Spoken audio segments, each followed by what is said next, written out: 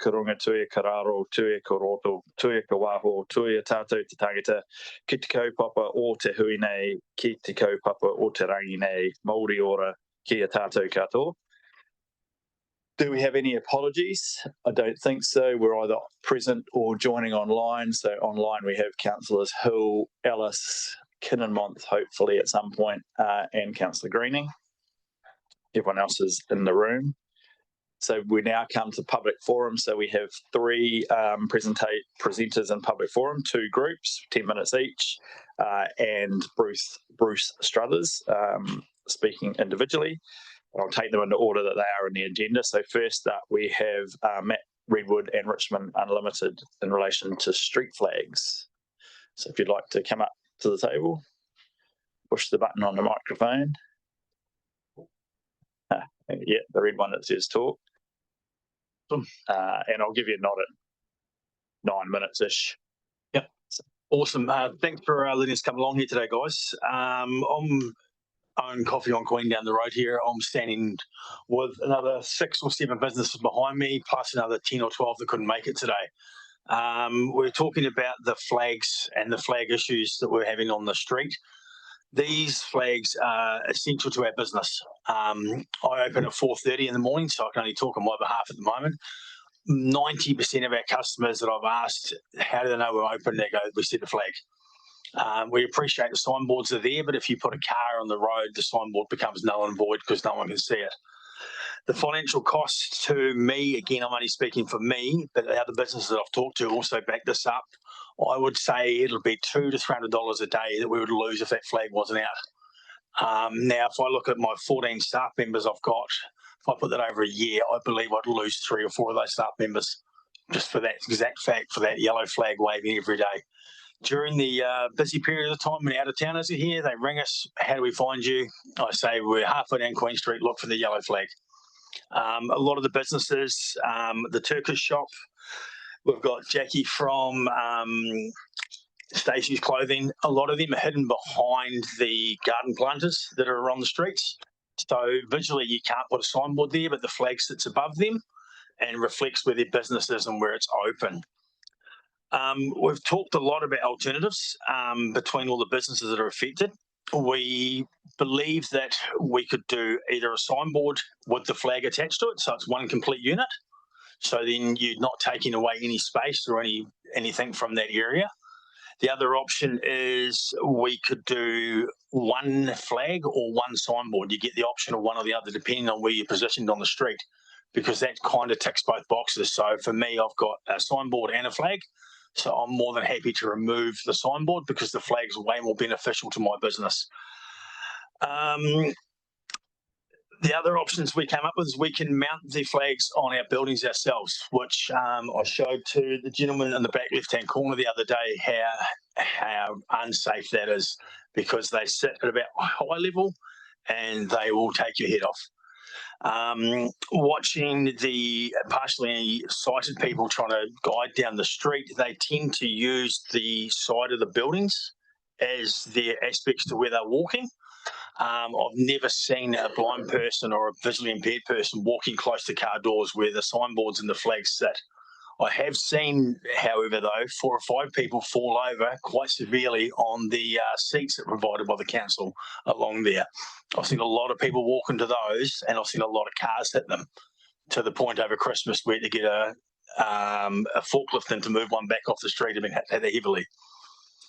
The biggest thing that we brought forward was this: there was no direct consultation from the council to when this was put through. We appreciate that we do get emails sent out, but talking to a lot of businesses, a lot of them blend into each other. These emails, we haven't got enough time basically in a day to sit there and go, well, we didn't even see this coming through. What we would have taken the council, maybe 15 minutes to walk up one side of the street and back down the other with a wee form. This is what's happening. This is what's coming forward. And we would have all come in here that day and voted heavily against it. To kind of finish off,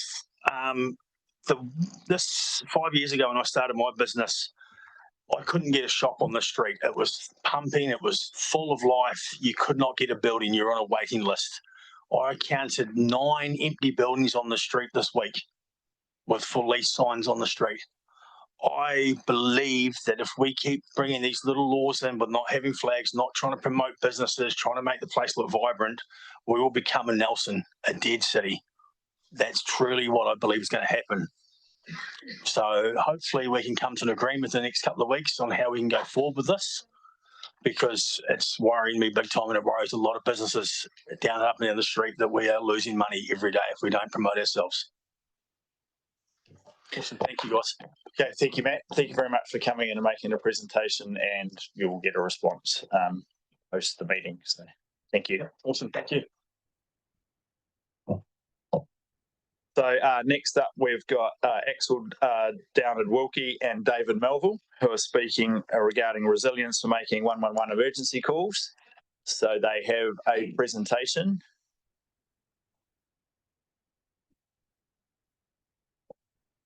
Kia ora, Axel. Thank you for having us. This is David. I'm Axel. We are here on behalf of Project TRIM, Strengthening Telecommunications Resilience in Mohua. Are you ready? Okay, here we go. What the objective of our group is to have reliable phones in an emergency, be that either a cell phone or a landline. We want to be able to make 111 calls, and ideally we would also like to be able to talk to people in the community by phone. Having gone through the earthquakes in Christchurch myself, I can assure you that is incredibly important for the community to stay in touch with one another. So what actually happens when you ring 111? You get to talk to a Spark employee who will then put you through to the police. 60% of the calls go to police or the ambulance or the fire service. And of all the 111 calls, only a third are genuine emergencies. 2/3 are either not an emergency or somebody thinking it's funny if you just ring the number for no good reason, or pocket dials or stuff like that. So the important thing here is I'm only talking about the genuine emergencies, the 1/3 of the calls. So we wondered how many of these calls are actually being made in Mohua, Golden Bay. And so that was the first state secret that we encountered. Nobody wanted to talk to us about anything. You know all about that, Tim.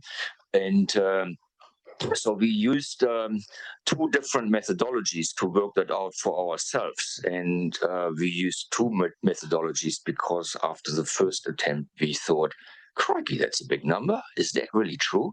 But they both came to, there is 4 emergency calls a day, 1 every 6 hours on average. So that's quite a bit.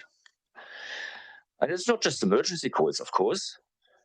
There's people who have these medi alarms around their neck, or they are installed in their building.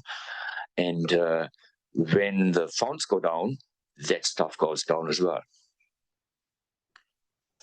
So what actually happens when you make a call?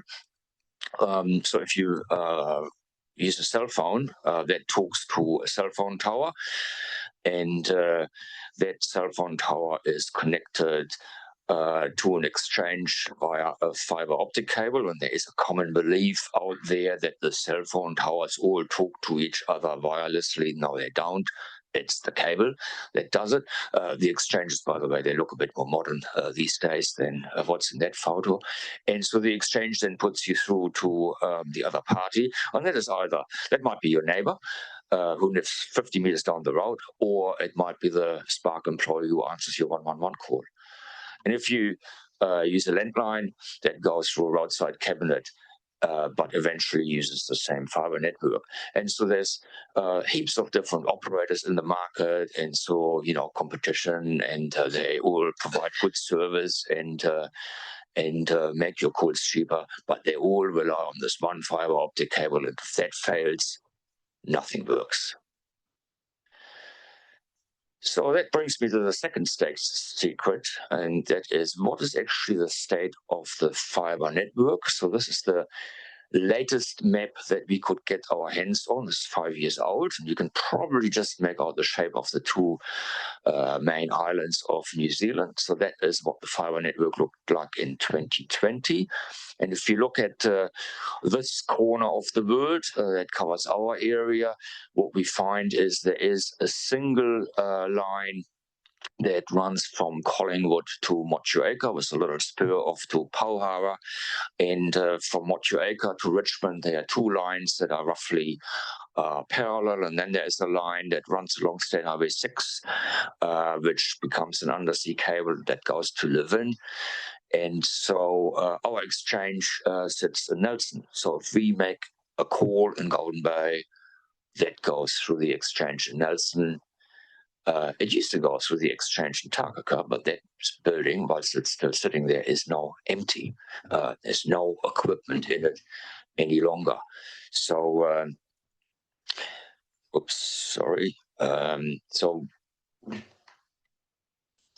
if the line between Motueka and Richmond breaks, doesn't matter, there's two lines. If the line between Richmond and Nelson breaks, well, it goes the other way. It goes in a big loop via Picton, Wellington, Leuven, and gets to the exchange Nelson that way. But if the line north of Motueka breaks, zero comms, no backup system whatsoever. So we thought, surely we are not the only community in the country that has this problem. So looking at this map, what we discovered is that the west coast of the South Island looked really vulnerable. There's so the fiber that forms the loop, they meet in Stillwater, inland from Greymouth, and there's single lines going up the coast to Karamea and down the coast to Fox Glacier. And so they are a bigger community than us, having this vulnerability of being on a single line.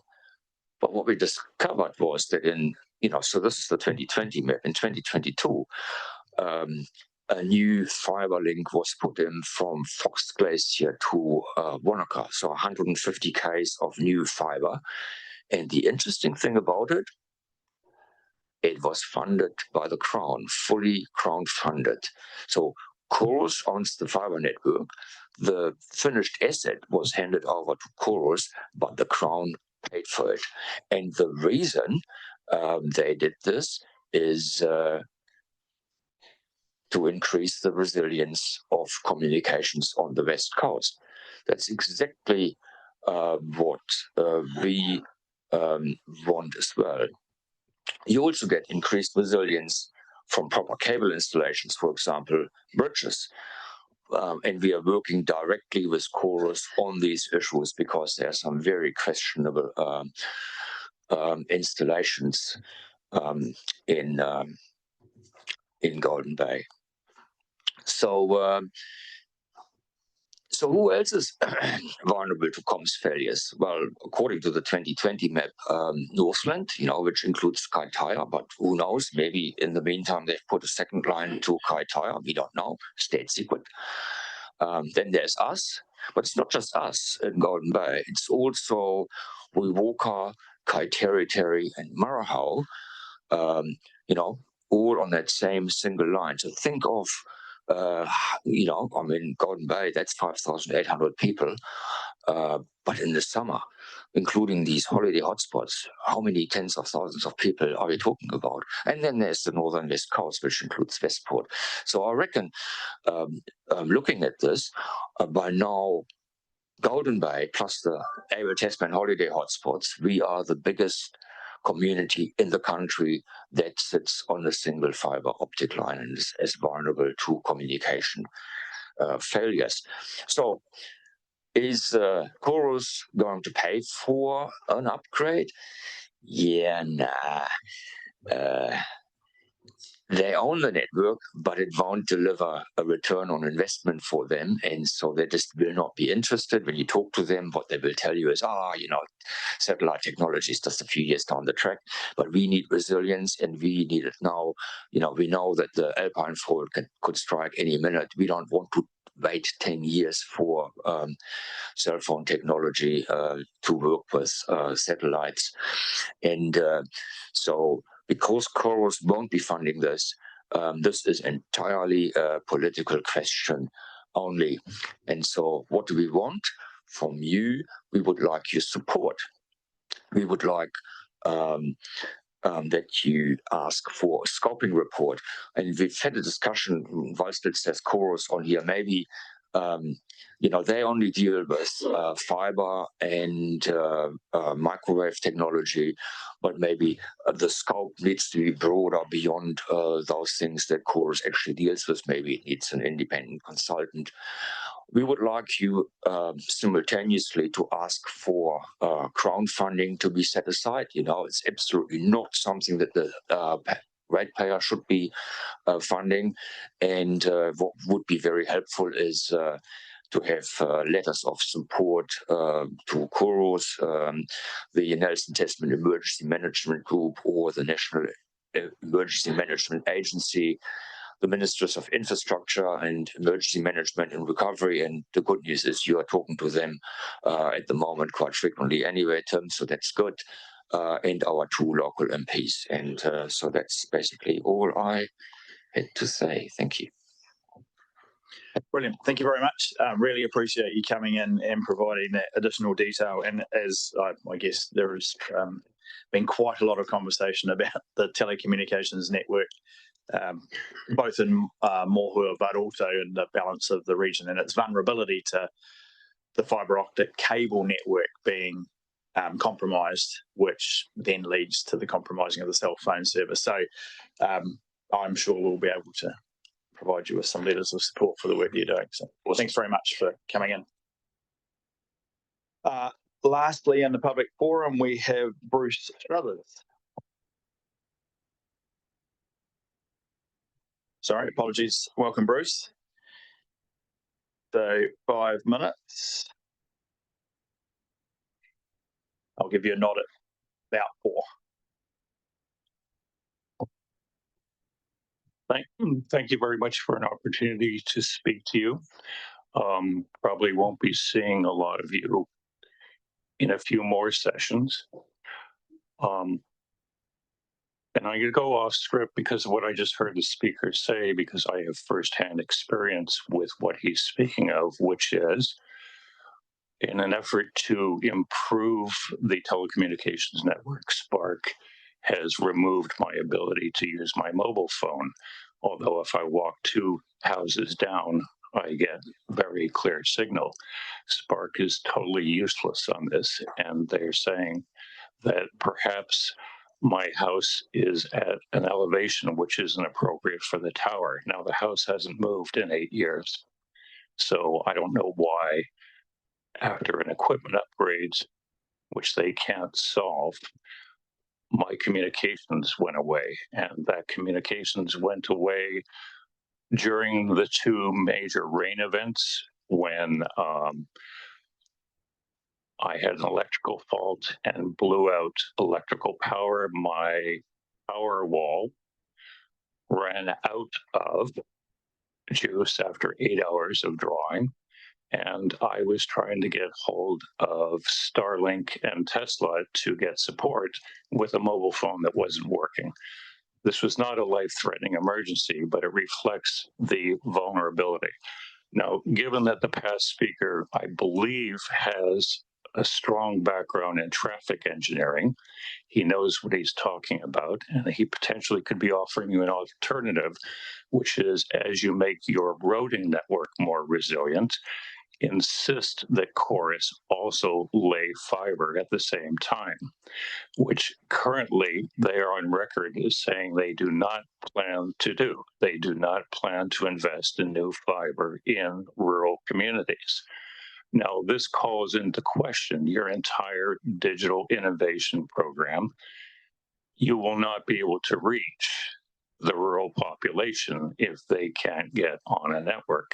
And the only alternative we have currently is in the hands of Elon Musk, who I don't believe is a reliable source of infrastructure for anything. And I am a Starlink customer, and I am a Powerwall customer because my wife only let me buy a battery that had no wheels, a Tesla that had no wheels. Anyway, sorry for the diversion.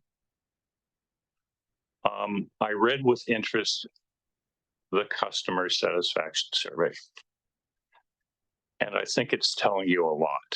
And I believe the methodology was you asked respondents where they live, so you know where the areas where you're meeting goals and not meeting goals.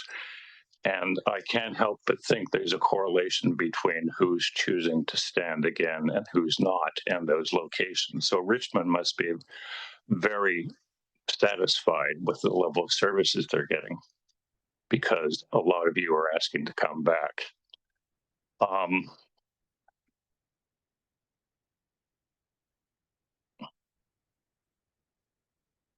Page 42 of the copy that I have gives you a very clear idea as to where the metrics are going.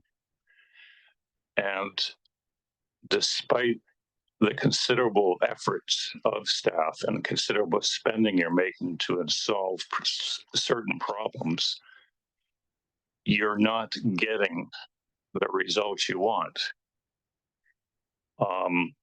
And so I would look very carefully at why that is. Spending and engineering and consultation in particular is not getting you the customer satisfaction that you need. And I would look particularly at satisfaction with council and overall satisfaction and where that's all coming from, and really who is responsible for delivering that to the ratepayers and to the residents and to the renters who depend on the ratepayers. I'm about to get evicted because I'm going to use the S word, spine. That's not related to your use of the spine word. It's just that you're at 4.5 minutes. Thank you. I appreciate those incumbents who are willing to show a spine and try to solve it again. And I encourage you to say clearly what your priorities are in policy.NZ this year. One incumbent has said his priority is rates of, said in 2022, his priorities were rates affordability, congestion in and around Richmond, and more social housing for those in need. I got to say, what happened? So I'll leave you with one last thought.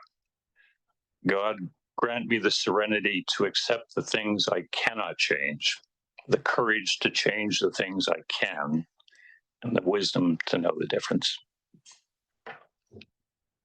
Excellent quote, Bruce. Thank you very much. Thank you for coming in and speaking in the public forum. So we'll now move on with the agenda. So we've got declarations of interest. Are there any?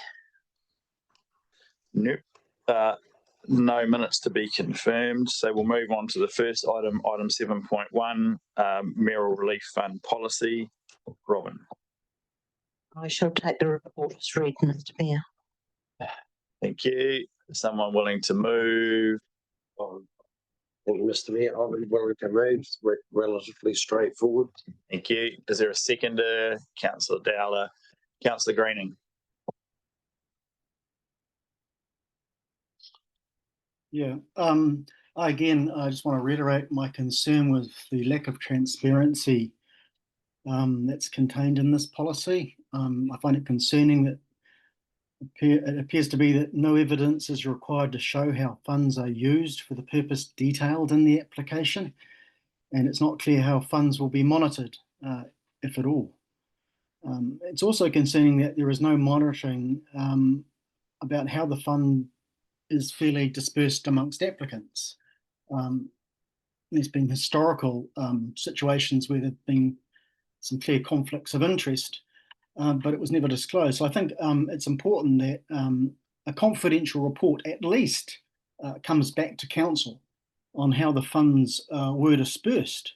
And I would have thought that should be added to the motion. So on that basis, I'd like to move an amendment to the motion and add the words, as I suppose motion 4, directs council to provide a confidential report back to council on how the fund was dispersed across applicants.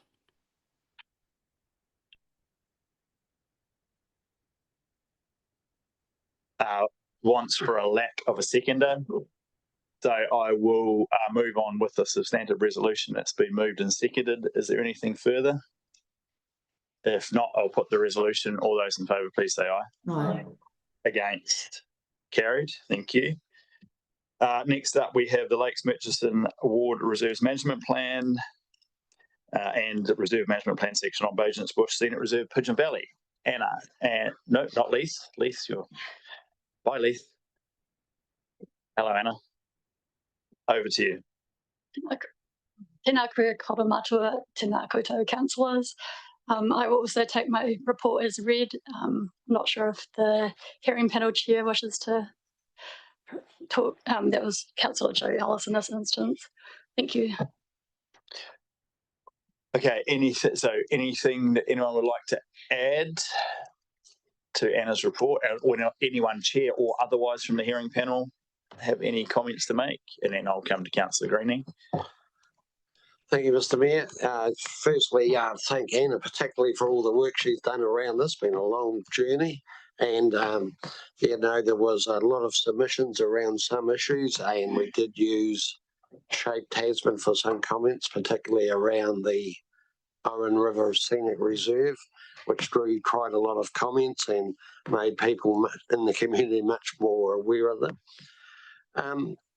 I think by and large, we've pretty much landed with the recommendations going forward where the community wanted them to be, those in the community who submitted on them. And I think that gives us some confidence going forward around the decisions we've made or going to make around uses and or sale of some of those reserves and ownership models and stuff like that. So I'm very comfortable as the ward councillor where we've ended up with the reserves management plan. Pleased to see it done after such a long hiatus. Been quite a while between doing it, but I have done it twice now, or maybe 3 times. And I think, this is probably one of the most extensive ones, and particularly with having the panel, the iwi members, we did give it very full and thorough consideration, and Anna was very forthcoming with advice around that and information. I think one of the saddest things was that one of the submitters I learnt this morning had since died, so that was really sad. And he was really keen on the Owen River Reserve, and I got a newsletter saying they were having a memorial service for him. So that's pretty tough, but I guess that's what happens. So unfortunately, he won't see what happens going forward. But by and large, where we ended is what he wanted, and that was in relation to the Owen Reserve, and he had family connections to that. So I really appreciate all the work that Councillor Ellis has done, and I will do as she edits the minor editorial tweaks. So with that, I'm happy to move if need be. Okay, thank you, Deputy Mayor Bryant. I'll go to Councillor Ellis and then Councillor McKenzie. Morena, everybody. Sorry, I don't know what's happened with my video. It seems to have disappeared. But yeah, thank you. I want to reiterate what Councillor Bryant has said. It was a mammoth effort, and I really appreciate the work of all of those councillors on the panel, Anna and the other staff that participated, and all of those people that submitted, and condolences to that person who has since passed away. It's been a hugely valuable experience, and I think I found out far too much, more than I needed to know, about the toilet habits of Sir Robert Muldoon during that process. So yeah, I just wanted to say thank you. Happy to second, and thanks for those thoughts. I can't add too much more than what Deputy Mayor Bryant has added. So thank you, Anna, as well. Thank you, Councillor Ellis, for your comments and for your role in going through the process. Councillor McKenzie. Oh, no, I was going to second, but since I do have the opportunity just to acknowledge the work of Anna and her team, it's great to be able to work through these with such good information to go on. And yeah, you've just reminded me about Muldoon's toilet habits, but we'll save that for later. All right, thank you. So it's been moved and seconded. Unless there's anything further, I'll put the resolution. All those in favour, please say aye. Aye. Against? Carried. Thank you. Next up, the adoption of the Richmond Ward Reserve Management Plan. Again, Anna, supported by Grant. Welcome, Grant. Feel free to come up and, Kia ora anō. So again, I'm happy to take this report as read and answer any questions, and wonder if the hearing panel chair, who in this case was Councillor Dakey, would like to say a few words as well. Thanks. Okay, thanks, Anna. Councillor Dakey. Thank you, through the chair. Much like the last management plan, excellent job, Anna and the team. Great community input, a couple of hundred submissions through Shape Tasman. I think we had 30 written submissions and 2 speakers turn up on the day. And somehow out of all of that, you managed to put it together in a way that comes out as a document. So I thank you for that. And even the big things and the small things are all included in there. Thank you to the panel members and the 2 independent members from iwi, Renee and Ursula. Actually added a lot to the process, and I think this shows that the reserves are well loved, well used, and that the way we consult with people and gather input is getting better all the time. The process actually did provide valuable changes to the document. We heard a lot about dogs again, as you do on panels, but no, a very good document. And where we've arrived, I think we've dealt with most of the issues that were raised and the aspirations that people have for their local parks. So good work, team. Happy to move. Okay, thank you, Councillor Dakey. Is there a seconder or further comment? Councillor Maley and Councillor Butler. I'm happy to second and just commend Councillor Dakey for the work that he did leading it. And I'm sorry I've got a sore throat. That's right. Thank you. Councillor Butler. Yeah, I just thanks. It's an amazing amount of work, and it just looks terrific. And for Golden Bay, we think, well, this will come sometime in the future. We're not sure when, but hopefully not too far away. My question was about, and I know there's a lot of information in there about the tents. Actually, there's not that much about the tents case that has been appealed by the government, and I'm just wondering whether or not that had to be, whether that changed anything in the decisions of around the reserves, etc. Just a little comment, be good. Through the chair. So nothing had changed from the point of what has been going on with that case at the time of public notification through to today. It's still at that kind of holding pattern. So no, there was no implications for what was in the text. Okay, thank you, Councillor Butler. Is there anything further anyone has? If not, just before that, I'd just like to reiterate the thanks to all the council staff who are involved. Like, these are mammoth bits of work. They involve a huge amount of public consultation. There's a lot of technicalities that sit behind the high level kind of recommendations and outcomes across what is a very extensive reserve network right across the region. I'm not sure when is Golden Bay scheduled for. It's next. Next. And next and last. Yeah, then back to Motorola Rabbit Island. That's right, yeah. So where we started all this some time ago. So it is great to be working through them. As you can see, just from the size of the items, that it contains a lot of information. So they're big documents to work through. So thanks, Anna, Grant, and everyone else who's been involved in putting that together. So with that, and all the councillors who are involved and iwi representatives on the hearing panels as well for working through the submissions and then making the recommendations. So with that, I'll put the resolution. All those in favour, please say aye. Aye. Against? Carried. Thank you. Thanks, Anna and Grant. Next up, we have Jane and Bill. So phase 2 speed management decisions. So this is item 7.4, page 444.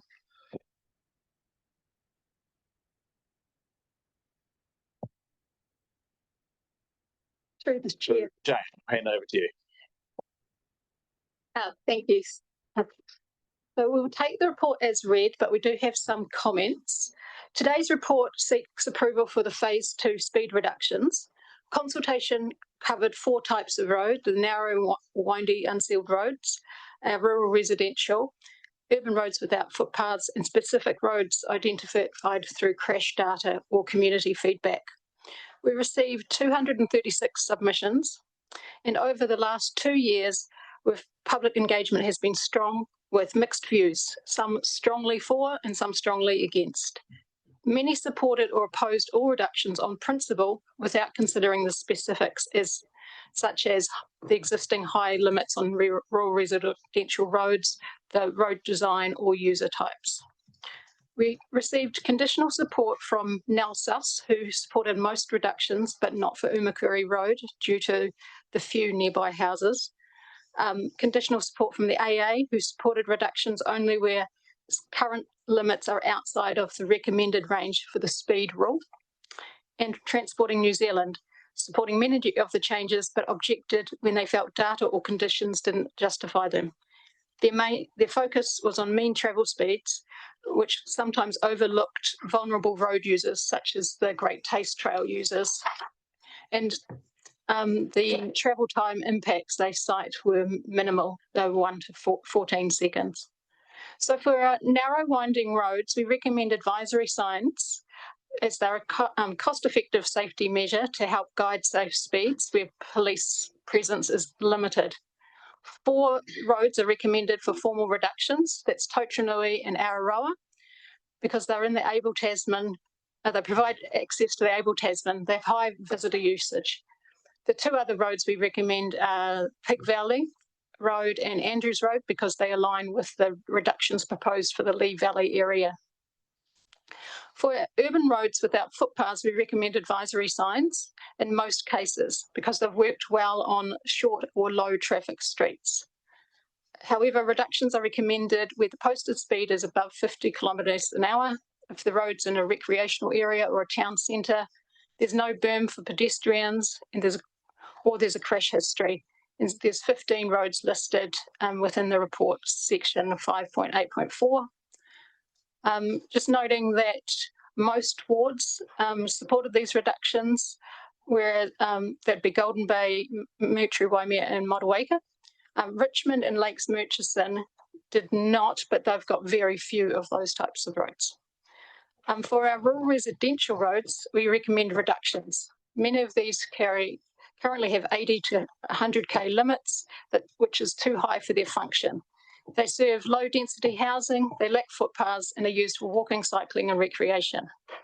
The residents are regularly been requesting lower speeds on the roads, and the speed setting rule allows for 50 to 80 kilometres an hour.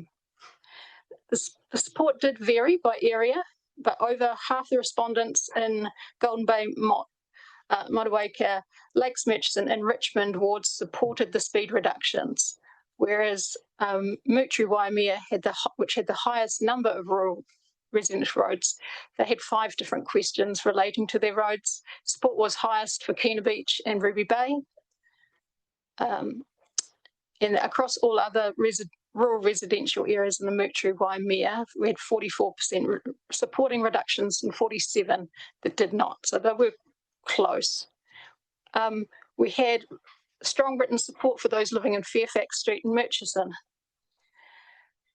For our specific roads, we are recommending reductions where the current limits don't match the nearby roads, where there are safety concerns, where there's high numbers of walkers or cyclists, or there's been recent changes to the road environment. We do note that Kariri Tophouse Road drew the most opposition. However, the speed management plan looked at all roads using Waka Kotahi's safe and appropriate speed model, and 80 kilometres an hour was found to be the right speed for that section. It has a crash history, and at this time of year is dark and icy. The current limit is also out of step with this nearby state highway, which is set at 80. On Waimea West Road, we propose to move the speed signs back to the eastern end of the bridge, which is in line with the National Speed Register. And in terms of positive feedback for the specific roads, Harvey Road, Aniseed Valley, Haycock, Seaton Valley, Chamberlain Street, Rewaka, Kaiteri, McCullum and Abel Tasman Drive had the most requests for reductions. And the strongest support was for Kaiteri in the Kaiteri Maraha area, followed by the Central Road, Chamberlain Street and Aniseed Valley area. We originally proposed a 3-year rollout between 2026 and 28, but now there are fewer reductions planned. We could do that over a 2-year period within existing budgets. Sorry, that was a long spiel. It's a very long report, so I'm happy to take any questions. Thank you, Jane. Thank you for the overview. It is open for questions, Councillor Dowler. Got 2 questions, thanks, Mr. Mayor. The attached table that we got, an email yesterday to say it had been put up on the thing. On the right-hand column, it's got the months. They're all written down as July 26. I see. Is that when they're supposed to be implemented by, or is that when they're going to be started to be implemented? That was just an indication of that year. In that year period, we haven't set particular dates. I see quite a few around Motueka have been changed already, so I just wondered how that collated with July 26. Can I get a speeding ticket if I still do 70k and it's down to 60k when it says July 26 on here if a Joe Public's reading it?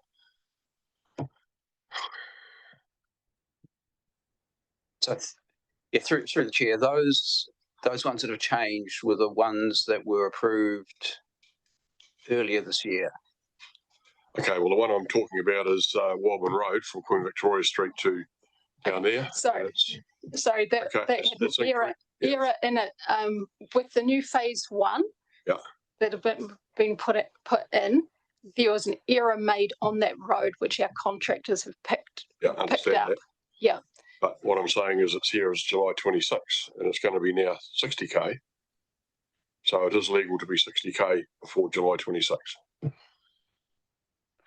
So that's what it says. So the error is just going back. So that was just moving that sign on Umakura. It was a section.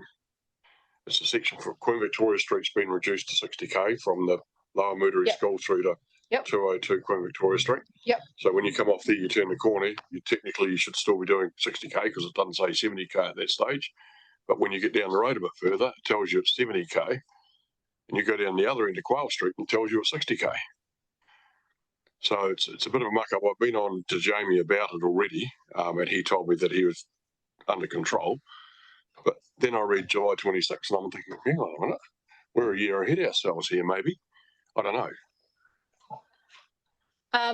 So there was error made putting in that sign. Yeah. And then as part of these reductions, because this ended up in the rural residential block, this would be a change we made and it would be scheduled for 2026. That's my question. Doesn't matter. Okay, it's under control anyway. Hopefully they'll get the signs sorted out in a week or 2. So is that an issue of the signs as opposed to the? No, well, when you put a thing here that the public can look at, and it says July 26, and it says the speed limit will be reduced from 70k to 60k in July 26. The sign already says. It already says 60. Yeah. Right. So we're going to change. What's the solution? Because the error has been made, I guess we can either go down the path of changing it next year, or if it's approved today, I can put through a correction with NZTA and get it brought forward. Okay. That makes more sense. If the sign's already there, it makes more sense to correct it. Right. That's one. Okay. My second one was when I pointed out the fault that there was 70k and it should have been 60k. I was told that we will do a full audit of the network and then go back to the contractor and tell them what ones they have to fix. What blows me away is they've done the job, they've made the mistake. Surely they have to self-audit. Well, that's what the real world would, a private business would, as a private business, I'd ask my contractor, you make sure it's right, mate, before I go out and have a look. Because then, if we find faults, they're going to go and fix it. And then we're going to drive around the whole network again, checking it all again. It's a total cost of rate pass. I'm sorry, I don't agree with that side of it, but I know that's not to do with today. I'm just putting it out there. Right. Thank you. Councillor Butler. Thank you. I'm actually happy to move. But my question, thank you for all the huge amounts of work. And I think the Golden Bay Community Board did put in a submission, but I haven't seen it mentioned there. Maybe it didn't get right through the system. That's all right, don't worry. But my question is just about advisory signs, and you've got a couple of examples here, but there's a greater range, isn't there, available? So how do you decide what signs to use? And I'm just thinking of, say, Rameka Creek Road, where you've got lots of cyclists because of the mountain biking that goes on there, just as an example. So I'm just wondering what the process is. Is that Transport who decide what signs are appropriate? Like maybe coming up to a corner with 40 or something like that? Yeah, through the chair, that would sit with the technical guys in the transport team to assess which is the most appropriate signage. Yeah, for example, where you've got cycles, there would potentially be a cycle warning sign, and if there are some particularly severe curves, there would then be potentially some additional signage at the curves. So these roads which we're going to have advisory signs only, which is sound reasoning, they now are handed over to Transport. Yes. Yeah. Thanks. Yeah, thank you. So Councillor Hill, then Councillor Murray, then Councillor Walker. Hi, kia ora tātou. Thanks, Chair. Just in terms of Pattons Rock Road, 100 down from 100 to then 50, is that, I think I assumed that was sort of down the, where the houses begin and head on down to the end of the road. But is that from the main road down? No, that's from a tiny little section that is just almost part of the car park. It's just it's only like 100, 200 meters, and it goes off to the right. Oh yeah. So the road from the main road down is called something other than Pattons Rock Road, which we've all called it forever, but it must have a different name, or maybe just in the table it didn't have the specifics about what section of it or something. Sorry, I can check now. That's all right. I just read it like surely it's not from the main road down. That wouldn't be justified, but it doesn't sound like it's that. Yeah, through the chair, that's one of a number of little technical glitches that we have, that in the rural areas the default speed limit is 100 k's, and unless we've specifically identified roads to change to 50, they sit technically at 100 k's. So that's a little bit of section that's alongside the road, goes down to the beach. As Jane said, it's only a couple of 100 meters long. That is, according to all the rules, 100 k's. Nobody actually sees it as that. This is just really a tidy up to make that conform with what would be a sensible speed limit. Yeah, I suppose it's that weighing up, isn't it, around even these technical things. I suppose correcting them technically, but no one's going to drive along there at 100k, and I don't know how much more cost we're putting into the process. Well, this would be a change that would be in the National Speed Register, but because it's 50, which aligns with the other roads in the area, which are 50, we don't actually need to sign. Great. So yeah. Zero cost. Yeah. Good, even better. Thank you. Okay, thank you, Councillor Hill. Councillor Murray. Thank you, Mr. Mayor. And I don't know if I've got a question, but I'm sure some other councillors got an email from a emergency services volunteer yesterday in terms of some unintended consequences of firefighters particularly getting called to an emergency medical event. And we've often talked around the table is in lowering the speed limits, it's just a matter of seconds or maybe a minute and a half. And I just want to acknowledge the email. So I replied to it yesterday or last night and just saying that, you know, there's a strong counter argument that in life and death and cardiac and medical emergencies for our volunteers to get to station to go out to attend those, seconds are actually quite critical. And I know we've been through every road in this thing probably 4 times since between ward councils with you, and the painfulness around where people live in areas that want speed reductions compared to the wider community not supporting them is painful. So I'm not going to look to amend any of those roads. We've sort of been through conversation, but I do just want to acknowledge that and sometimes seconds are really important. And then probably the one question I have is the posted speed limit. Is there a restriction for emergency vehicles under lights and siren in terms of what they can exceed the posted speed limit, or is it open slather? Through the chair, that there is a restriction. I'm not sure what it is. So I thought it was around 30k. I just want to say, and I'll be interested in what that is. So if we go to the Moutere Highway, then when it was posted at 100k, that would mean if it's 30k or 40k, it'd be 130k maximum speed. Now we've cut that access to 110 in terms of life and death. So I guess I'm just keen to understand. I get the speed restrictions. I have no debate that speed causes absolute damage and risk to life when people are speeding. I'm just not convinced that a signage and lowering speeds for people that are speeding either sober or under influence is going to make a difference to that behaviour. But if there's some other unintended consequences of help being delayed, where seconds possibly do matter. But in saying that, I'm happy to second the report. I will second the report. Maybe take the happy part out. Because I do acknowledge that that's been folded on, talked about lots. Right, it's been moved and seconded. So I've still got a number of speakers. So Councillor Walker, Councillor Shellcrass, Deputy Mayor Bryan. Thank you. Through you, Mayor. I know that Councillor Murray has just spoken on some of what I was going to talk about, which is the unintended consequences when we sit here and make a decision. And having been recently in an ambulance, I know what it's like to wait those extra 2, 3, 20 minutes for our emergency services to arrive.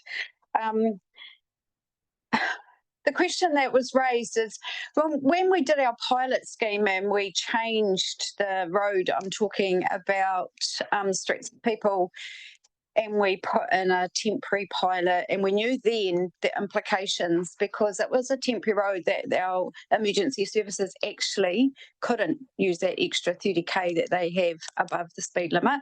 My understanding is these are set fees, so that shouldn't have changed. Is that correct? As in how fast they can get from A to B with their flashing lights? If someone can come back to me with an answer.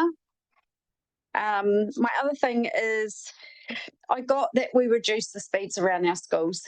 I got the safety element that was required for that. But I'm also getting a huge pushback from my community about being made to go slower when actually reducing speed of it sometimes isn't the factor. It's actually more about driver education. And I'm just wondering how we reflect driver education. And I know you'll say that that's not part of local government, but for me, that's an important factor that some of our carnage is created because some of our drivers just need a bit more educating on what a road looks like and how we should be using it. And my last question is around Umakuru Road. So I thought we had a clear steer that we were going to reduce the speed on Umakuru Road, but now I see that that's changed. Can I have some feedback on that, please? Who's answering the 2 or 3 questions that were in there? In regards to your question about driver safety, so when it comes to road safety, taking an approach that the airlines take and the health industry take is of the it's called the Swiss cheese approach, where you're trying to put as many safety barriers between people and harm. So yes, driver education is important. Yes, enforcement is important. Yes, not drinking is important. Yes, putting your seatbelts. All of these things are incredibly important, but things go wrong. People make mistakes, and having safe speed is just one thing council has in its armament to help as part of a whole system approach to reducing harm. In terms of Umakuri Road, we got some feedback about a reduction. Just putting it before you as councillors, do you want us to include it or not include it? We can put it back in. It's just presenting the feedback. It's up to the Motueka councillors to make that decision. So what do you wish to do, Motueka councillors? Okay. Oh, yeah, through. Can I just respond to the allowance that emergency vehicles have for over the speed limit? Just looking at the road user rule, they're allowed 30 k's over the speed limit, apart from at intersections, and they have no allowance over temporary speed limits, which I thought was interesting. And so does that apply equally to all emergency services in New Zealand? Yes. So fire brigades, volunteer fire brigades, police, and ambulance. Yeah, under lights and sirens. Under lights and sirens. Yeah. Okay. And I guess I would be concerned about a fire truck going down the Murchie Highway at 130 k's. Yeah, fair chunk of fire trucks won't do. Won't do 130 k's. That is a good thing to provide some clarity on. So the issues in Richmond related to the physical constructions on the road, which actually limited people's ability to pull out of the way of emergency vehicles. And I see that's now cropped up in a number of other parts of the country where those similar concrete dividers have been utilised. Similar concerns. So, okay, thank you, Councillor Walker, Councillor Shelcraft. Umakuri Road, yes. Motueka councillors, while we're on that.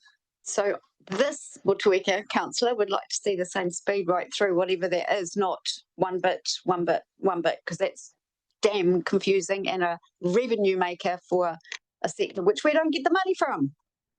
Okay, that's one Motueka councillor. And this councillor feels the same. And actually, if NZTA got their roading network together, it's really weird that I'll come out of a 60k, go to an 80k just before the Motueka Bridge, go 80k over the Motueka Bridge, turn the Lotte Lane and drop back to 60k. So I can do a faster speed over our narrow bridge than I can on the roads each side of it. So one speed instead of up and downs. Hopefully less signs, clear marking.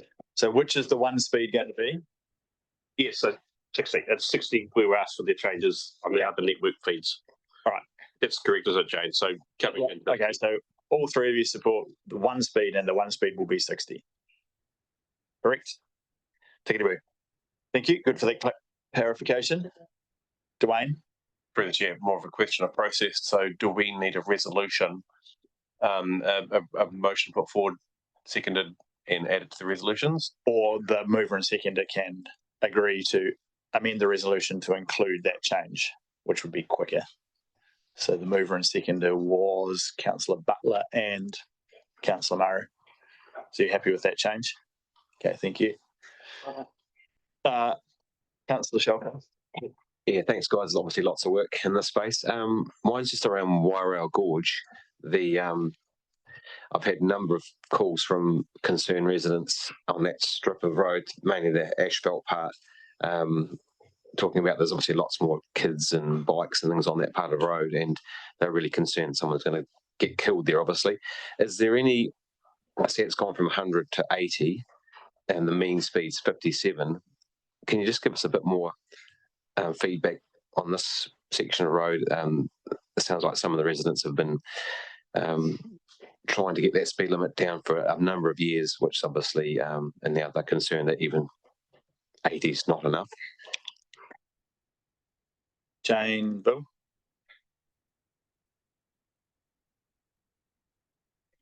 So for there's one section of the Wairau Gorge that we had previously put in for a reduction that was on the for the unsealed section south of Irvine, but in this process we decided to make it all consistent, so that's why we went for 80s. Yeah, because a few initially when we were only looking at the tortuous roads, that was the kind of the defaulting to 60, because we went through a different pathway of going down advisory routes that took away that 60, where and for those other areas such as Lee Valley, Gardner, Church, 80 was recommended. So we've combined them all together for the 80. Yeah, and I get that, but it's still this person is obviously, you know, they're consistently ringing and really concerned about that part. So I think, and then obviously the process, I think a lot of it is people don't even understand that there are people that don't want them reduced, right? And I think that's how you get that story across to people, because they don't believe me when I say, hey, there's actually people that don't want speeds reduced, right? So, but I'd like to talk maybe offline about that one some more, but that's a real concern, that one. Right. I presume there's also no issue with including, again, there is an issue because it comes down to cost and the cost of signage, etc. But even on an 80k road, you can have a 60k advisory sign. That the twisty bit for the next X amount of kilometres, we advise that you drive at 60, which probably better reflects the actual speed limit on the section of Wairau Gorge Road that's being talked about. So again, it's all a balance of how many signs, speed limits versus advice. The conversation we've had about so many roads. Deputy Mayor Brian. Thank you, Mayor Tim. So just turning to the Lakes Murchison ward, if I may, for you, Jane, Bill, just firstly in relation to Karuri Top House, the section 570 metres north of Top House Road to the State Highway, proposing to bring that down from 100 to 80. Two things. Have we given consideration to bringing that back to Wairika Road so that would be included in the 80 kilometre area, which would probably go down better with some of the locals in that lake area, because the issue that's been raised with me is on the section we're talking about, there is a couple of passing opportunities. Whether there's an argument to run that you can pass better at 100 or 80 on would have some doubts on that, but some people think if it's 100 you can get past quicker and it's safer. I'm not so sure. And just to clarify, Top House Road that runs off Kariri Top House, that's all going to be 60 rather than 80. Because I've seen 60 and I thought I saw 80. It was all unsealed, so I thought it was all 60.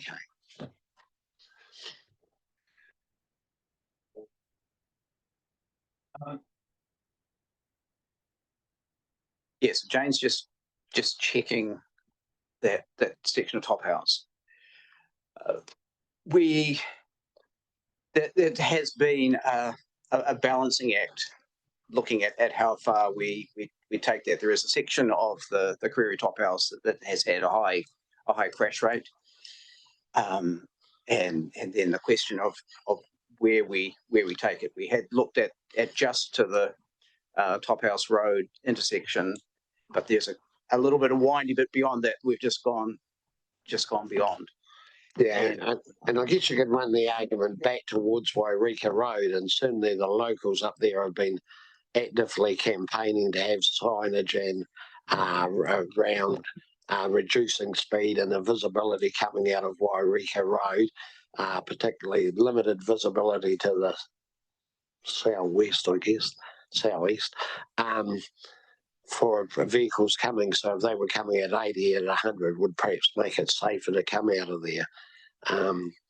Well, I guess one could argue that the bits that you're saying towards the state highway have traditionally been 100, and some of those bits you can, where the passing opportunities are, you could safely pass at 100 there. The crash analysis, does that include how far down Kariri Top House Road did you look for at that data? Through the chair, we didn't look at specifically at Kariri Top House in any depth. Sorry, at Top House Road in any depth. And primarily the driver for that was to have a consistent speed limit from the state highway, but, effectively across that triangle. Yeah, but it does seem a bit odd though, doesn't it? The state highway is 80. The main tar sealed road is 80, well, being suggested by and large between Top House and the narrow gravel road is also 80. No, I think they're 60. Is it? Top House Road. Top House 60, Road entire length. 60. Yeah, well, That's not what it says. I thought I saw it somewhere at 80 as well. So on page Lakes Murchison, the graphy thing, I'm going to graph the visual. So it's got Kariri Top House Road at the top, 500, and the bottom one's got Tadmore Valley, and it's got Top House Road entire length, 80, and then 100, then 80. Yeah, so there seems to be some inconsistency. I think I've made an error in the chart. I'll go back because I've got the schedule in the chart within the report may have had an error in it, which I apologise for. Okay. But we will make that 60 for the windy, narrow road. So the gravel road, the gravel road, Top House through to the state highway is the alternate or to the. Yeah, so the unset, okay. The unset. All right. Yeah, so that makes more sense. Yeah, apologies. That makes little sense. Yeah. Currently. Okay. Right. Thank you. Yep. No, I haven't finished. No, and then I just want to go back to what Councillor Shieldgrass was talking about, because once again, I think there's a little bit of confusion around Church Valley Road and Pig Valley Road and Wairo Gorge. Church Valley is being lowered to 80. Pig Valley Road is 80, and Wairo Gorge is being lowered to 80, but then it talks about the unsealed section on Church Valley Road, but I don't think there is an unsealed section.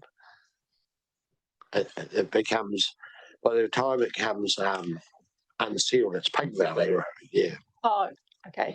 Yeah. Again. So that's another little brief. Oh, yes, don't go there. But yeah, but the other thing I did worry about Church Valley, where we had quite a number of submissions, is that saying we'll sign that in 26. I thought we were going to do that as one of the earlier priorities, Church Valley, because there seems to be quite a lot for 26, but not so much for 25 for signage. So 25 is phase 1, which we've just done. Right. So 26 is 26 for phase 2. These changes is the earliest we're doing any of these changes. So when you say 26, will that be financial year? Financial year. Yeah, right, rather than calendar year. So there's quite a little wait anyway. Yes. Yeah. Okay. Where did we end up on Kariri Top House then? It's 60. Oh, sorry. No, the top section at 8. Would you look at coming back to Wairika, or are you quite firm there? That's the right way of inquiring. So that's reducing length of the. No, will it be increasing? Wairika is further past. Yeah, that's right. Yeah.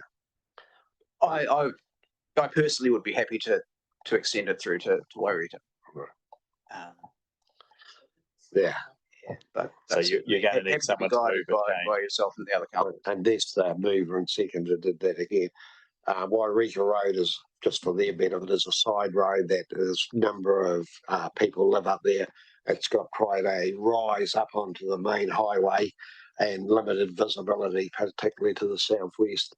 And we've had representations to Brian McManus about getting a traction seal and a number of other issues around that. So I think you would gain credibility if we did that. It's 80 kilometres though, isn't it? Yeah, well, down to not 60. You don't want to drop to 60, do you, Stu? No, definitely not. I know you're not standing for election, but I can assure you that would really agitate a number of people. I'm sure it would too. But they'd probably still kill me. Okay, so a mover and seconder happy with that amendment based on Councillor Yeah, I know. That's what I'm thinking too. He can come to the meetings and at the lake and defend his position, even if he's not actually standing for election. Nothing further on that. Okay, thank you, Councillor McKenzie. Then Councillor Kinnemont, then Councillor. Thank you. Through you, Mr. Mayor, just to support the one that Deputy Mayor's proposed around that intersection. I mean, I think we've heard about the difficulties of that intersection at the Rotorua community meetings.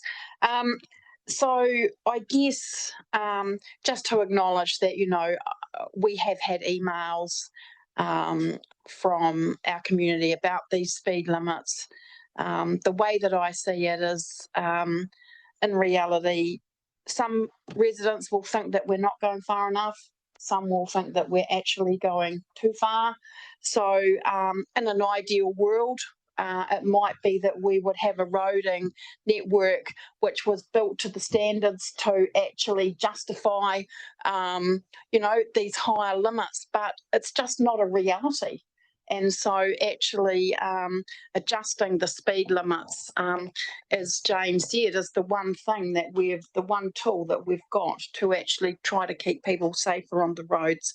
And also, you know, local people who drive these roads all the time will get to know them, where you have to slow down and all the rest of it. But actually, it's not only local people that are driving on our roads, it's all the visitors that we have to the region as well.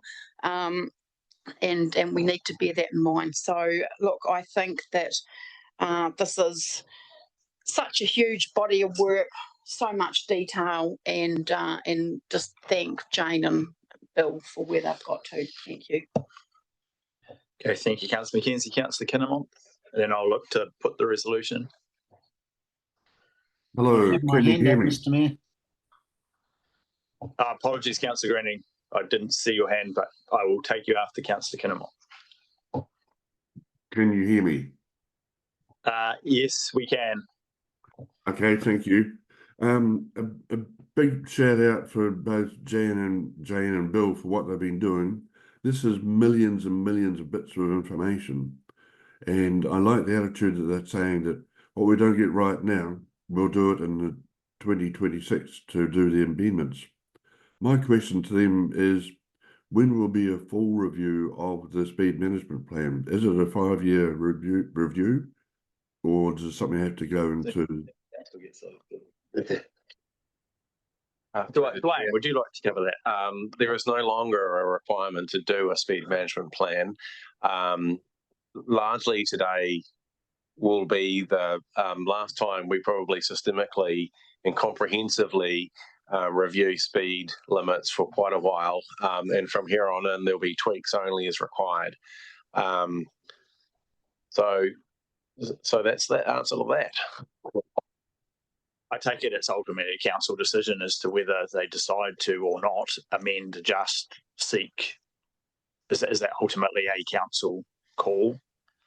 Through the chair, Jane, Bill, correct me, but I believe we have the ability to make minor changes to the network speeds as required. But in terms of, and yes, it is a council's call ultimately.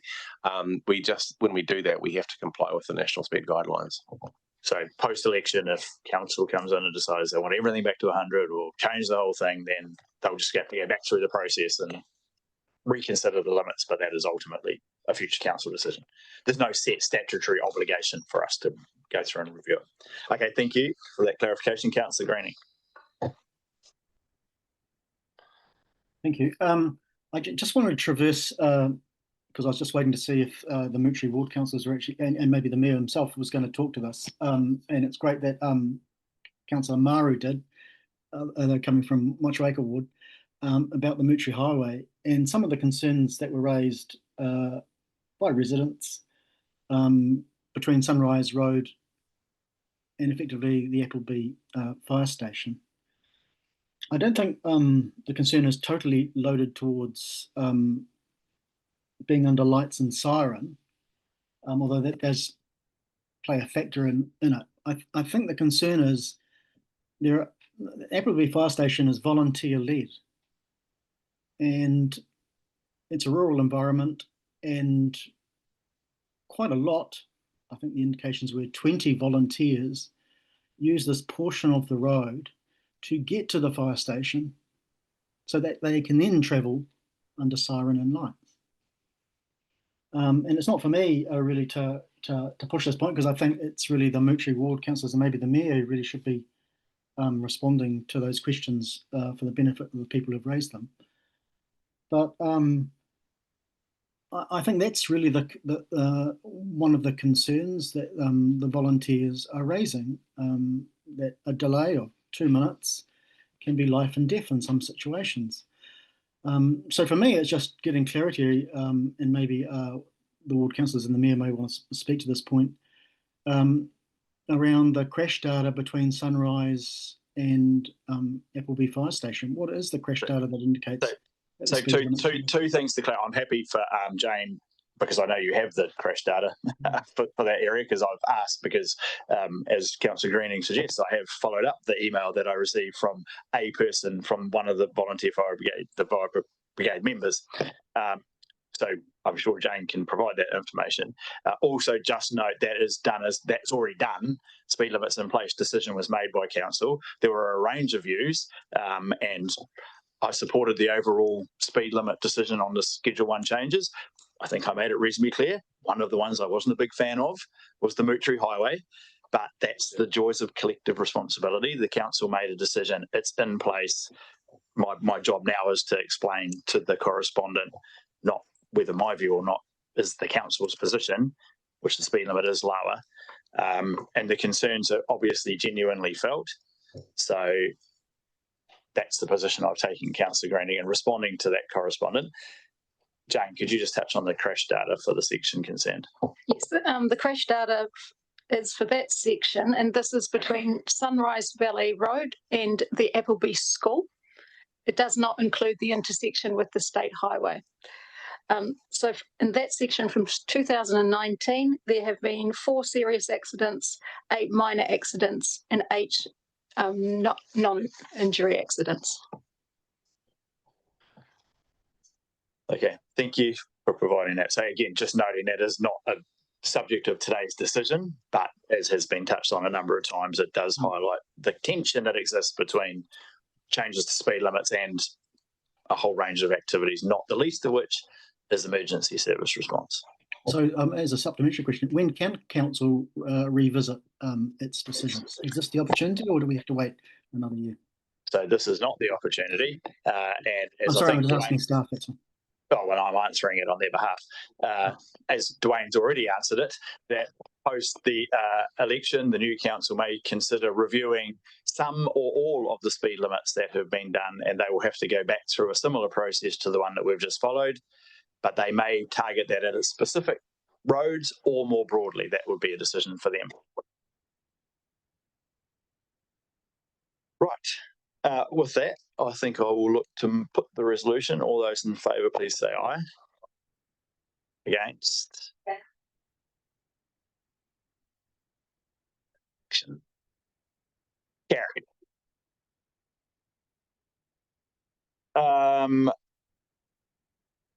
The next item is, oh, hang on, we probably should, we'll take a 10-minute break until 11 ish, and then come back for Mapua Master Plan and the private plan change request.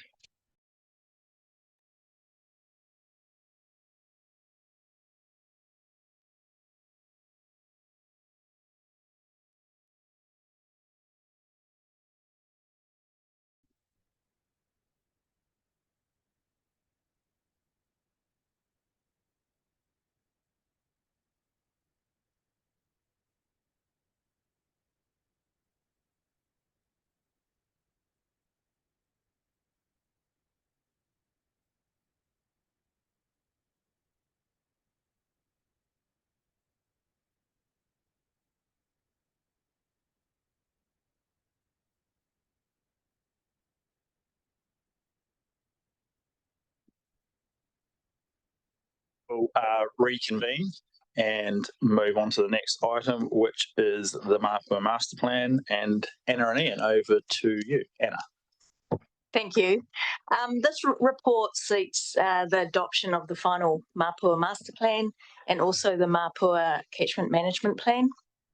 What we've done is we've packaged up the changes that we've determined through the deliberations into a final plan with some minor amendments which are discussed in the report. This has been a multi-year process to get this master plan through to this stage. We've worked with the community over multiple sessions, as you all know. And yes, that's all I've got to say. I'll take the report as read. Thanks. I will open it up for questions, comments, feedback, moving and or seconding, given that it has already been through a hearing panel and the Strategy and Policy Committee. And so it is now here for the council to adopt. Councillor Mailing. I'm happy to move, and it was a huge amount of work for the staff. And I attended half a dozen of the engagements, and the amount of engagement work that went in by Anna and her team and Dwayne and his team was just immense. You can never please everybody, but I thought it was a really, really good process. So, seeing as I chaired the committee that approved it at Policy and Strategy, I'm happy to move today. Okay, thank you. Councillor Shellcrest, Councillor Mackenzie, then Councillor Kinnemont. Yeah, I'm happy to second. As Kit went to a lot of those meetings, I know it's only a master plan. There's still a lot of process behind it moving forward. So, yeah, happy to second it, and thanks for all the work. Yeah. Thank you, Councillor Shellcrest, Councillor Mackenzie. Councillor Kinnemont.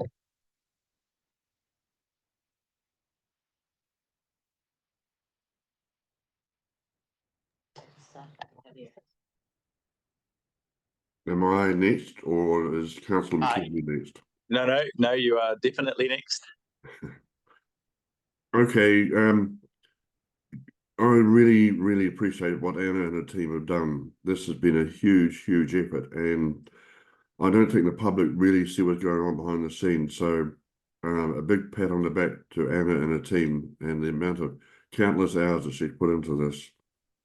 I would just like Anna or maybe Ian to discuss a bit more about the email that we received yesterday about the CMP and some changes that has been asked for.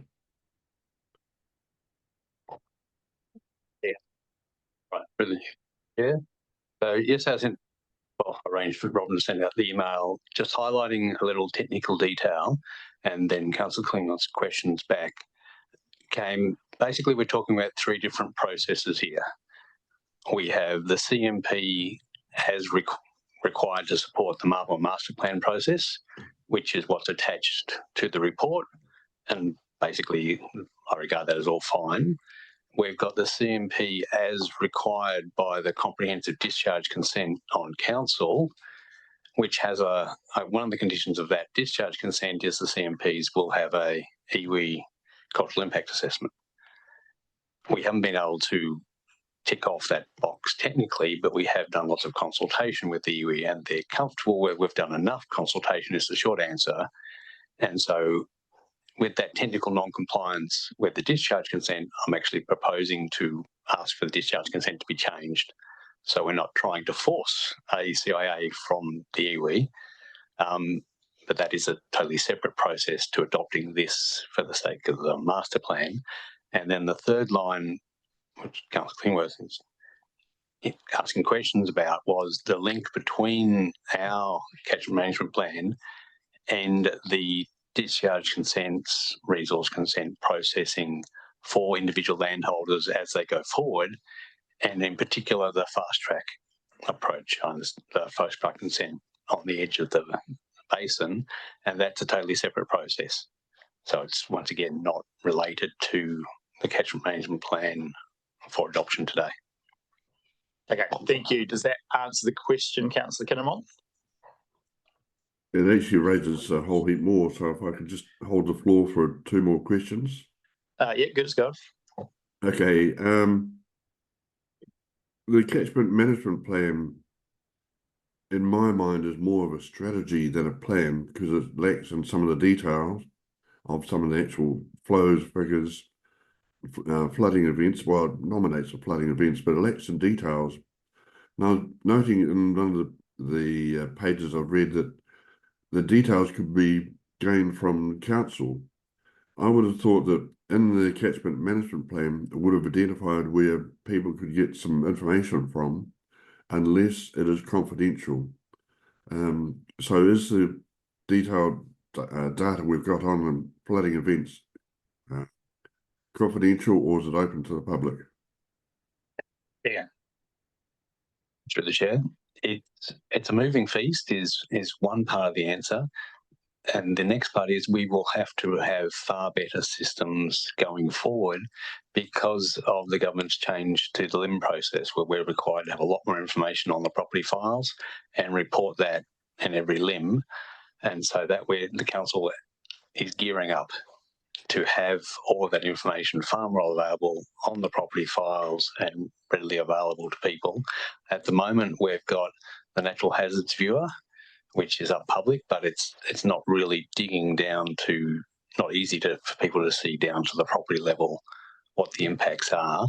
So at the moment, people have to actually make a service request, and then the hazard scientists, usually the people that then have a look at the history, the detail of our modelling and so on, and provide detailed comments back to people.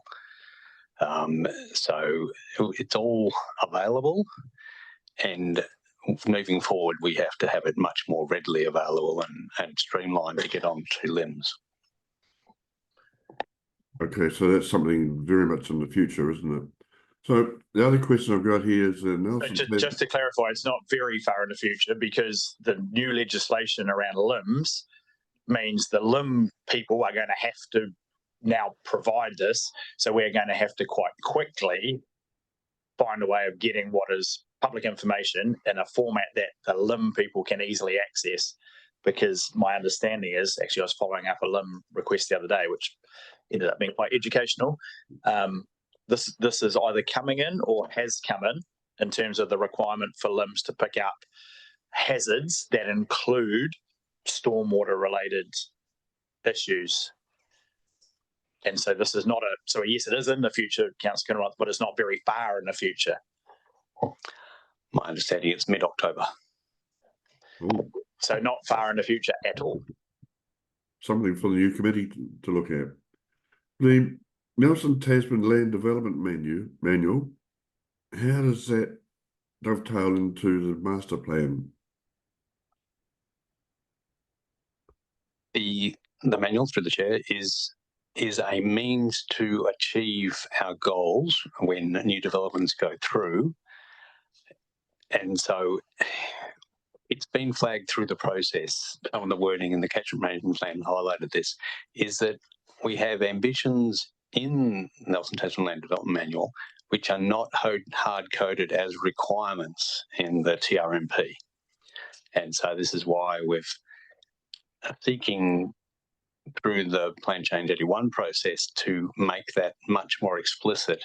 That particular water-sensitive design needs to be fully incorporated into future developments. We've had in the manual the LEM for years, but when it's come to the crunch, because the TRMP hasn't mandated application of those parts of the manual, we haven't been able to force all of the developers to do a full extent of water sensitive design, and particularly getting into water quality management. So it's been a gap, and some of the submitters have pointed out this gap. Okay, thank you. Anything further, Councillor Kinnemont? One last one, and then I'll go. Is Plan Change 81. So we've got that coming up very, very shortly. So does the CIA hold that process up, or is it part of it, or external to it? No, the CIA is specifically a requirement of council's discharge consent when they're writing catchment management plans, which are one of the requirements of having the ongoing discharge consent. Is we write catchment management plans, and then we have an improvement program and monitoring program to make sure that we're protecting the environment through our ongoing discharges. So it's all, once again, officially separate from the plan change process. So the cultural CIA, the cultural assessment, is separate from the Plan Change 81. Yes, unrelated. So it relates to the council's stormwater discharge consent process and its relationship with a catchment management plan. And the suggestion that Ian raised earlier is they'll look to amend the consent to recognise that actually you can get the viewpoint of iwi in relation to this in ways other than just the CIA. I take it that's what we're anticipating. Cool. Thank you. Anything further, Councillor Kinnemont? No, thank you for your explanation, Mayor. Good as gold. So Councillor Mackenzie, then Councillor Greening. Yeah, thank you very much. Through you, Mr. Mayor. I guess, you know, this is the end of a long process where we started off with a number of different project initiatives in Mapua, and really we listened to the community who wanted to understand how they all related to each other in an integrated way, and this is the end result of it.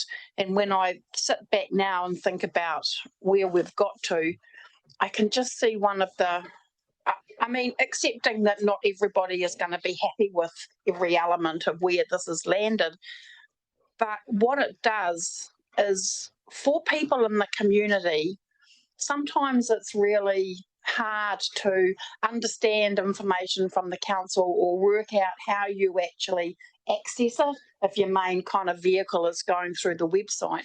But here we actually pulled together a huge amount of information and presented in a way that people can understand what might be the future plans for this community. And I can't help but think that you know, how much benefit this would be actually looking at some of our other settlements and how they would really benefit from this type of exercise and being able to present this information. So I think that thank the staff for getting to this point. It has been a long journey, and I know that many of those consultation events we had such good engagement actually, and ideas coming from the community, and yeah, look forward to seeing how it all pans out. Thank you. Thank you, Councillor Mackenzie. Councillor Greening.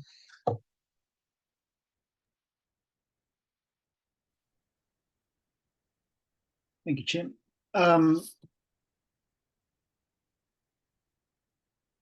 suppose our consultation with the Mapua residents and the broader community, and it's been stated by the community themselves, we made it very clear that community input helped shape the final Mapua master plan.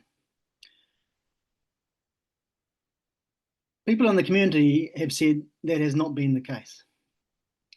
And today you heard from Bruce Struthers, who also pointed out the community's frustration with council not listening to community feedback, and him suggesting maybe that's why some councillors aren't standing. That's his allegations. I'll leave those there.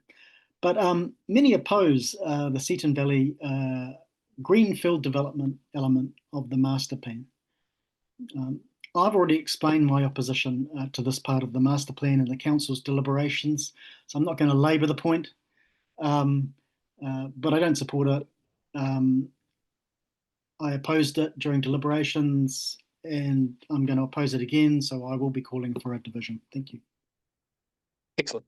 Thank you, Councillor Greening. I think one of the big challenges is people bandy around the word the community, the people don't agree or don't support, often in support of their own individual perspective. I received another email from a person this morning saying we should not adopt this because we didn't listen to their individual feedback.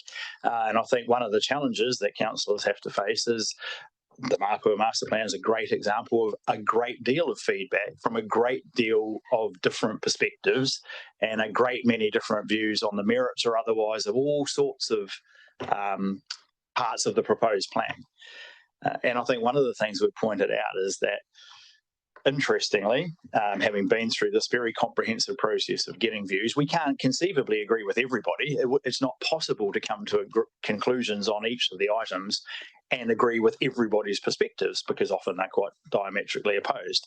So that in itself provides a challenge. I think the other thing to think about is the new world we may be entering into with the new legislation may not provide anything like the comprehensive community input into any future planning processes to the degree and detail that this master plan and plan change 81 potentially provide, because the new legislative framework looks very, very different in terms of the way zoning is done, the degree to which zones will be determined nationally, and local communities will have minimal input beyond the national zoning process to determine the details that sit within urban zones particularly.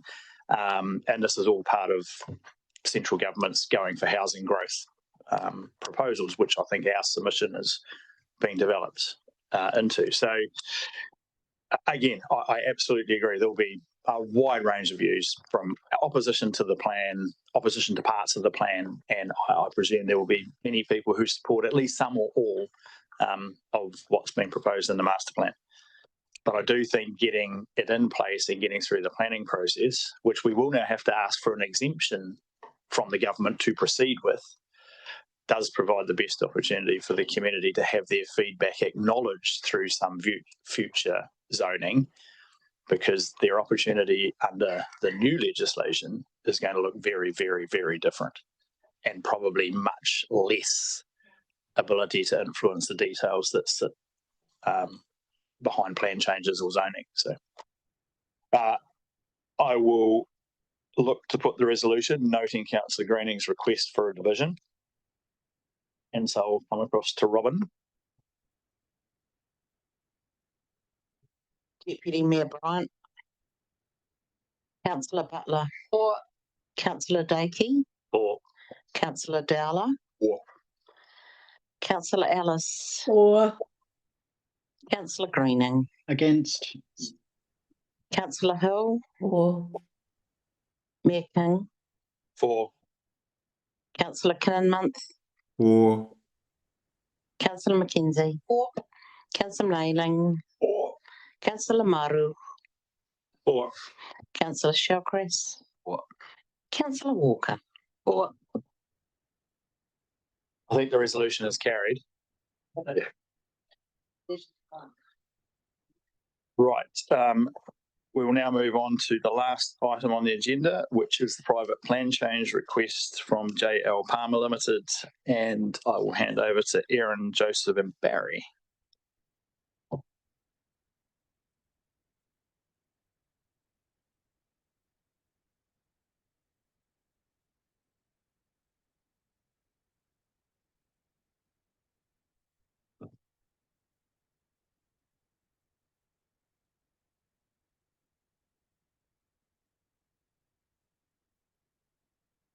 Erin, over to you. Kia ora koutou.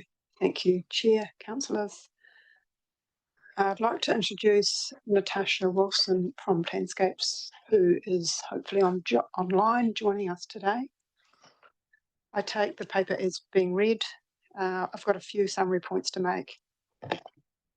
So this private plan change request is from JL Palmer Limited. And you'll see on the screen there that he owns land on Palmer Road in Brightwater, near the confluence of the Waiiti and the Wairua River on the very right-hand side of the screen. So this private plan change request is about shifting a line on a map. There's no words being changed in the Tasman Resource Management Plan. So there's a map, which is in the item as well. It shows that the Appleby gravel zone is moving south. That will enable the LJ Palmer, which is an existing well, 24337, which will sit in the Appleby gravel zone, and he'll be able to take affiliated Waimea Dam water, whereas now he's in the Waiiti Dam service zone, which is not as reliable. In future, the bore won't be able to take from both zones, and that'll be ensured through the resource consent process. The existing rules in the plan for that. So today's decision is about whether to accept or adopt this request for notification. And my assessment of the application is that it's complete. It meets the legal requirements. It's ready for notification. Any merits of the proposal will be considered through the submissions process. And finally, the government's plan stop proposal won't affect this private plan change if we accept it. Thank you. And we're happy to take questions. Okay, thank you. So just I think the key thing there is we are not debating the merits or otherwise of the plan change that's being suggested. Our decision is whether to accept it or not. And the staff advice is it meets the tests for council to accept it. And in accepting it, that means that the proponents pay the cost of going through the process. It'll be heard independently, one assumes, and the outcome will be the outcome. Okay, right. For that, with that clarification, it's open for any questions, and or moving and seconding. Councillor Mackenzie. Thank you. I mean, I'm happy to move the resolution to accept the plan change. Is there a seconder? Councillor Dakey. If there's nothing further, I will put there is Councillor Greening. Things joys of being online, you've got to quickly find the button. Just trying to get my head around the process. I've kind of submitted some questions to Joseph. I'm happy for him to respond to me in writing on those. I have some other questions that I really want to ask today. I'm just trying to get my head around it. So his current bores are fed, are being supplied or at least treated as if the Waiti Dam is feeding them. Is that right? Joseph. Thank you, Mr. Mayor. Yep. Currently, the zone is the Waiti Dam service zone that's been there 20 odd years. Mm. In terms of his consent, is tagged to the Waiti Dam service zone, and if this proposal goes through, the zone will be changed to Appleby Gravel Zone, and it's a whole lot of technical information they provided that satisfies us. Right, thank you. So does that mean that the Waiti Dam is, you consider it doesn't principally feed these bores, it's the Waimea Dam and the aquifers that it recharges that feed his bores? Is that what you're saying? Well, the Mayor, yes. Very simply, the Waiti River goes dry at Livingstone Road every year. And yet, right through the drought, this bore, which is right at the margin, was able to extract water, whereas the upper Waiti bore struggled. So they've done a whole lot of work. I think if you look at the technical work they've done, they've provided all the technical information, including the modelling, to show that when the Waiti River is dry in the lower reaches, the capture water from this bore is from the, Waimea Wairua Dam contribution that's coming down the river. So does this mean that if he leaves the Waiti scheme and joins effectively the affiliated Waimea Dam scheme, does he have to wait in queue for that water right, or is he jumping the queue by moving these boundary lines? How does that work? Through the Mayor, anyone can buy shares in the Waimea Dam, and as long as you've got shares in the Waimea Dam and you're in the dam affiliated zone, you can assign your shares to that bore. The control would be that the bore can sustainably produce the water. Okay, so he doesn't need to apply for another water right. So what happens to the current Waiti? Because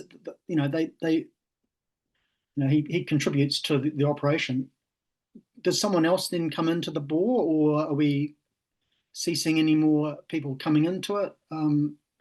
Or are the people lined up to join if he's exiting from the Waiti scheme? How does that work? Yeah, through the chair. Mr. Palmer's in discussions with the Waiti Dam Committee.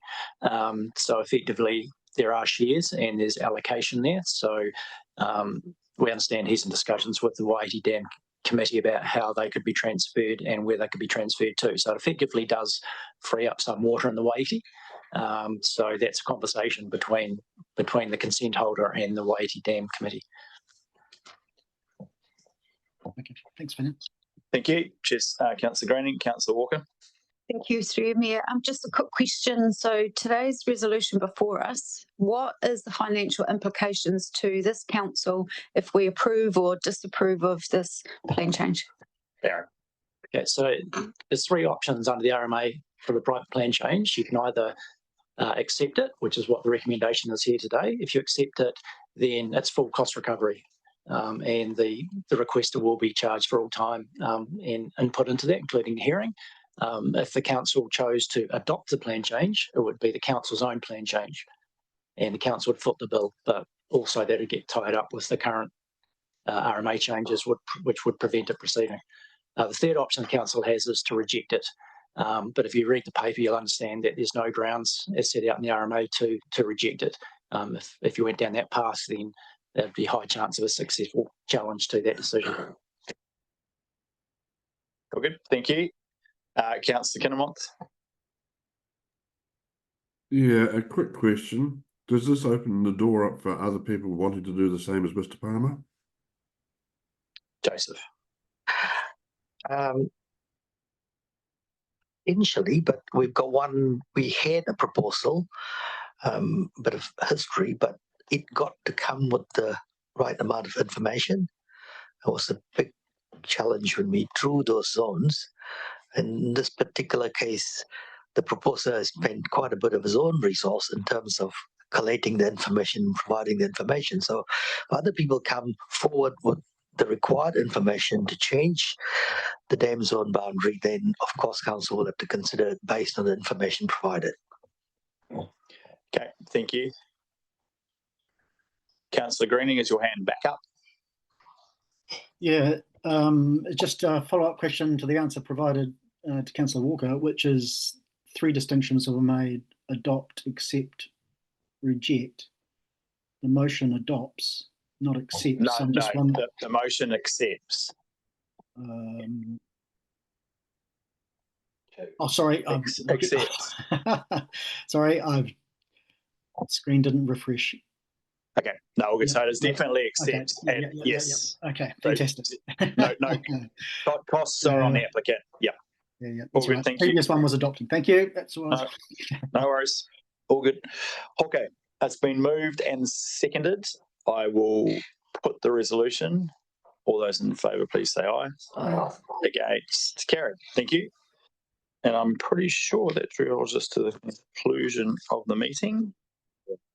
So I will close with karakia, kia mutu a mātou mahi mō tēnei wā, manakitea mātou o mātou hoa o mātou whānau katoa, ai o ki te aorangi e tau mai ana.